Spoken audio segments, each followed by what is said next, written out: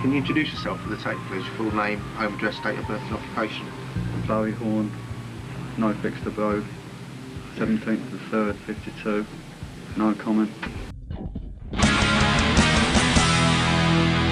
Now seriously ill, almost 9 weeks into his hunger strike.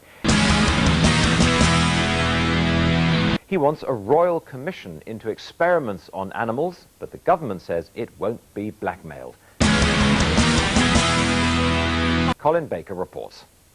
Barry Horne supporters say he's close to slipping into a coma. He's close to the point of no return. He has already starved himself longer than most of the IRA hunger strikers, and like them, his demands seem unlikely to be met. Horne was strong enough a few days ago to rise from bed and wave to his supporters holding vigil outside the hospital. 4 years ago, he was convicted on arson and explosives charges. One of his targets was Boots the chemist on the Isle of Wight. I'm starving, fucking hungry, so why won't they feed me? The one thing that I crave, that is for those that should see me. Barry Horne was filmed secretly last week. With every day, his condition deteriorates. The hospital says he's seriously ill, but stable. It's possible to do things that less times you have lost, which is where the bars are furious, mess with the bang up a lot. From paint on shops and houses, paint still works great on cars. Chewing gum sticks, road to first house, I see things that just don't start. Sending the petrol truckers, their deliveries going nowhere. And in deaths of owners, they make sure the first person to read her. If the circus comes to town and everyone goes up, must come down. Don't keep sneering to their business, so don't leave me no more letter. Born on animal testing, right up, herbal science, something's bound. Trying for the group of people that you know that you can trust. This is a story that needs to be told. Events in 2015 led me to realise that Barry had been subjected to misrepresentation. This film will tell the story of not just Barry, but one of government betrayal, which in turn led to activism within the animal liberation movement.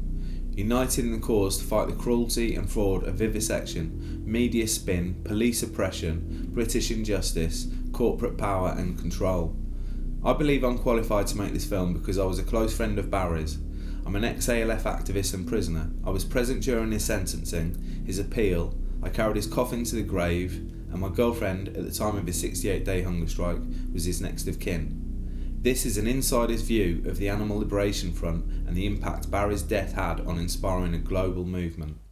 So please help us by supporting this film. Thank you.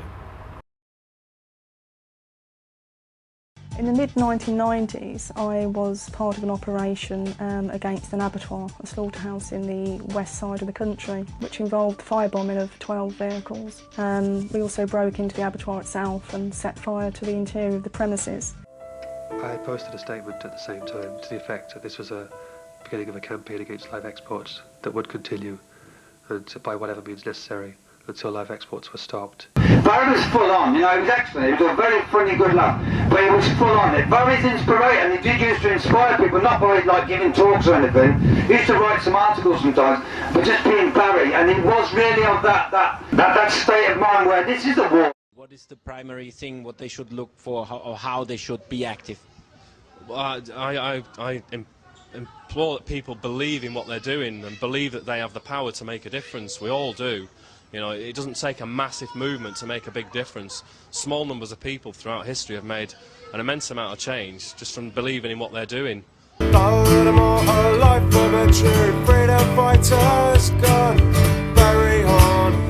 Horne, your memory lives on. That same year, 1994, a series of firebombs exploded in stores in York, Oxford, Harrogate and Cambridge. I mean, I've seen butchers carrying carcasses of dead animals into their shop. That is totally offensive to me, huh? It's revolting. Born into a nightmare, their lives are living